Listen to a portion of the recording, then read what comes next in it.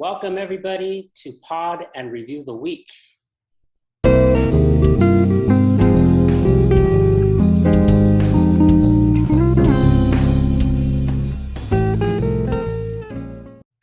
Jake, the week went by fast and I really liked it. But before I say why, you tell us why. Thank you for letting me go first, Ruben. That's very kind of you. You know what? We started the week a little early this week. We started off with our mom, and you and I talked about how we could, do that. And Mom's a great reader, and she's part of a book club, and she shared all that. And I guess I didn't realize. I mean, in my life, I think you could say the same thing. She's always read. I just didn't really concentrate on that too much. This was part of our life. Maybe that's why we read. Maybe that's a part of our influence. Maybe. But she's always been a reader, and she's read a ton of books and all types of. I know she said she likes biographies, which I do as well.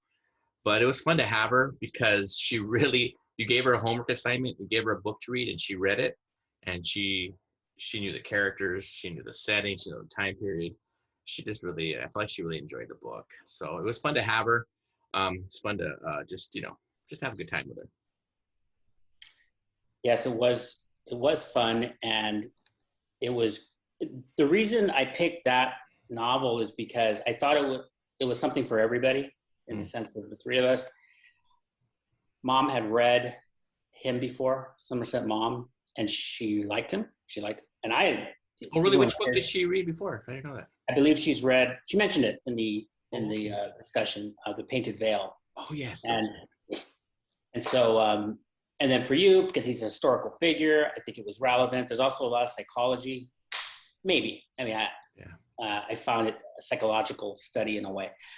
And then, so I do want to say that she mentioned a book titled Henrietta Lacks by Rebecca Skloot as her favorite of the many, many books she said she's read that she's liked within the book group that she's in. And she had mentioned that you had brought in Bonhoeffer by Eric Metaxas. I had brought in Far from the Madding Crowd by Thomas Hardy. And I was trying to say in the discussion that Somerset Maugham's connection to Hardy is that he treated Hardy in one of his novels as Gauguin, as he treated Gauguin, he did a treatment on Hardy. Oh, wow. And the book's title is Cakes and Ale, which is also terrific. Oh, wow. So and this one was called The Moon and the Sixpence for the viewers. Moon and Sixpence. The Moon and Sixpence, yeah. That's great. I didn't know it was free on Audible, and I was listening to it this week, and I should have probably listened to it. I've read it before, but listening to it is nice. This reader is excellent.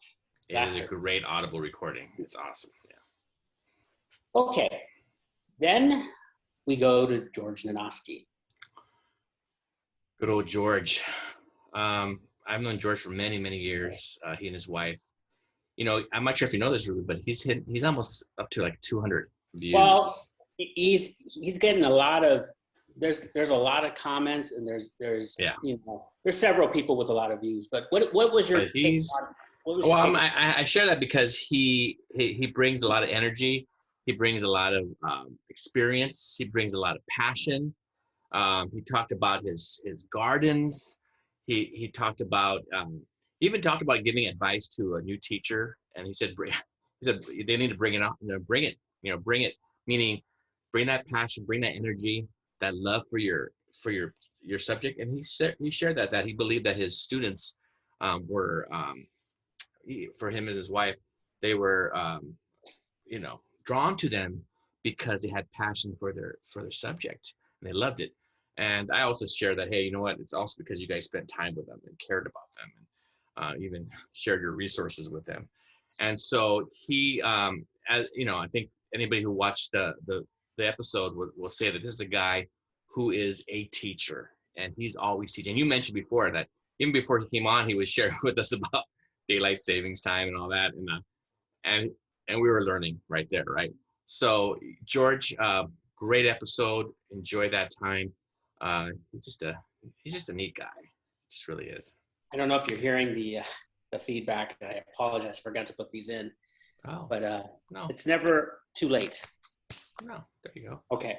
So, You're fine.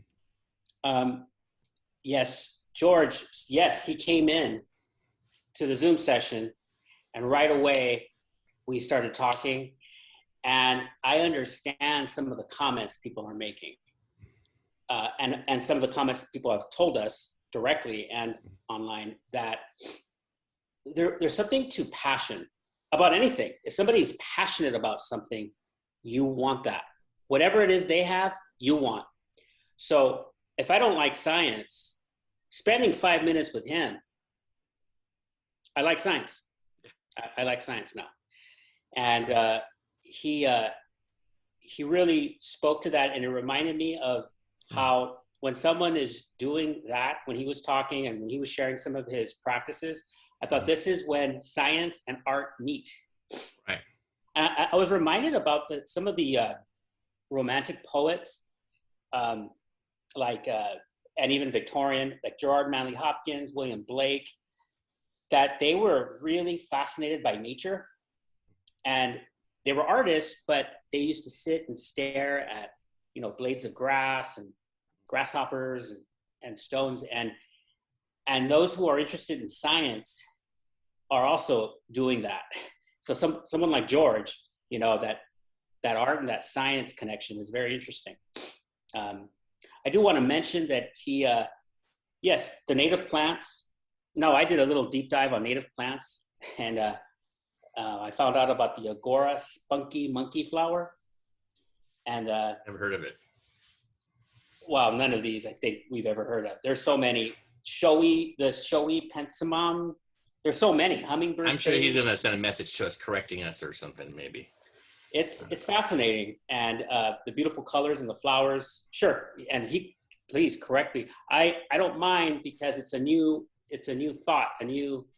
Probably won't be good for your allergies, though. I don't think those plants, Ruben. Right. The other thing, though, is he mentioned the book Human Errors by Nathan Lentz, and that was very interesting. What are the errors on the human body? What certain parts of the body, what are they there for? This idea of human errors. And Your Inner Fish by Neil Shubin. And he commented on something that I hadn't heard of before. And he said vertical articulation. And as I looked into it, it's basically, and I'm just understanding it now, but it's basically a collaboration across K through 12 teachers, so that they could help maybe reinforce or support higher learning as they go forward. So that makes a lot of sense. That was interesting. Yeah, pretty cool concept. And when it's done, well, it's just wonderful to be part of. So, yeah, that was one of the components of the K-12 model, the learning school model back in the day. But yeah, and they still do wonderful things there at that school. You have to take advantage of. If you have a K through 12, you got to take advantage of those opportunities which he has to have those young kids come on to his gardens and to observe them and to learn about the plants and the little frogs or little fishes that are growing in there. So yeah, he was fun. It was a lot of fun. Very cool. Okay, then we went and discussed 12 Angry Men. Well, what do you think? Yeah, that was the first. You and I had talked about doing that. This was a lesson that you've been working on. What I liked about it, though, Ruben, was that we show the audience the template of the questions that you ask, or your students have to answer while they're doing this project, and the play is so wonderful, right? That 12 Angry Men, and then you have them looking at a real life situation where somebody was found maybe guilty or innocent, and then you kind of have to look a second time. I think you use those words, looking a second time, or giving a second look, which is real cute. But anyway, so you do that, and you say, wait a minute. And I think you used the example. This was Casey. I can't remember her last name. What was her name? Casey Anthony. And how she was found not guilty. And a lot of people were upset about it, but you said, oh, I would have found her not guilty as well. And I thought about that this week. I go, wow, I don't know too much about the case, But I think sometimes we prejudge without knowing all the information, you know, whatever the media Yeah. tells us, and we just kind of gulp it. That's one of the, I think that's one of the lessons that you were even sharing with your children, right? For them not to just gulp it all down without really investigating, without really asking good questions, looking at the claim, you know, looking at all the pieces of evidence that maybe weren't brought out in the media. And to leave out bias. And to leave out bias, yes. As much as you can. So I thought she was guilty in the beginning. That's why I took it on, because I wanted to try to go in with an open mind. Mm-hmm. And I really thought I was going to see guilt, but as I went along, I changed my mind. And it's, I will say that I shared the video, not our whole video, but just the part where you're interviewing me about, you know, those prompts, because that's the assignment they have to do. And so it's so fun, you know, because I haven't quite done anything like that before, but I've done other things. Right. I've done other like performances in some way, but not like this. And it was really interesting because I asked them, I go, can I share my assignment? Can I share I did this. Can I share? Yes. They wanted to see it. It was really cool. And then I asked, did that help you? And of course it helps, because when they see the teacher do it, they go, okay, I visually see it now. Now I know what to do with mine. So I really enjoyed, I'm not saying I enjoyed our video like, hey, we did a good job. I just mean I enjoyed the assignment and doing it, and I'm going to do it more often. Did they think we looked alike because we were brothers? They didn't comment. They didn't comment about you, which there's nothing to say, I guess, about you. I guess not. Yikes. They're quiet. They were a quiet bunch anyway. Okay. They might have. So let me think about it. But somebody might have said something. The other thing is, okay, that's 12 Angry Men. It's a good one. And maybe we could do another one like that in the future. Who knows? I mean, another lesson that you're doing, or maybe myself, and kind of share it with the public. Yeah, it's a good idea. So then we talked about administrators we both liked and why we liked them. What are your thoughts? It was great because I was able to share I shared what makes a great administrator. First off, I said, hey, you know what? It has to be somebody who's, somebody who is an instructional leader, right, on their campus. Also, somebody who is charismatic, who's a charismatic leader, and who could lead his people. And so, or she, it could be she. And I share that since I've been teaching for 28 years, I've had several administrators in my career. And I did share about two of them. The first one I talked about was Germán Cerda. And he's been very successful, as in, he started off as a teacher, went to assistant and a principal. And I know he worked as a instructional leader at the district level, overseeing all the schools in a certain area. And then he became assistant superintendent. And, you know, the sky's the limit with him. But the reason why the sky's the limit with him is because he is those things I just shared. He is a charismatic leader. He is an instructional leader, you know, and but also he is somebody who is who wants to teach. He's a mentor. You know, he wants to continue to help see other people grow, to help people in their careers, to assist them, to answer questions, to push them, to prod them, you know. So I really appreciate that about Germán, and I wouldn't be where I'm at without him. And the second person I shared was Marcelo Martinez. He's my current assistant principal over my department, and he's just fantastic. And you shared this in the last video, but since that time, what have you thought as you thought it through? What's your analysis of the video, and any comments that you've gotten? Yeah, I'm sorry. I was just getting right into it again. But yeah, you know, as I thought about it, thank you for, you know, I'm glad I shared that with both of them, Marcelo and Germán. And I've been thinking about, hey, you know what?